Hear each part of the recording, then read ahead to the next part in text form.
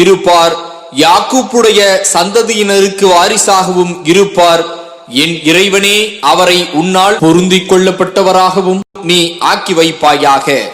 ஜக்கரியாவே, எகியா என்ற பெயர் கொண்ட ஒரு புதல்வரை தருவது பற்றி நிச்சயமாக நாம் உமக்கு நற்செய்தி கூறுகிறோம்.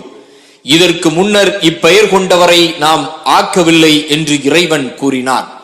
அதற்கு அவர், என் இறைவனே, என் மனைவியோ மலடாகவும் முதுமையின் தள்ளாத பருவத்தை நான் அடைந்தும் இருக்கும் நிலையில் எனக்கு எவ்வாறு ஒரு புதல்வன் உண்டாகுவான் என்று கூறினார். அது அவ்வாறே நடைபெறும் என்று கூறினான்.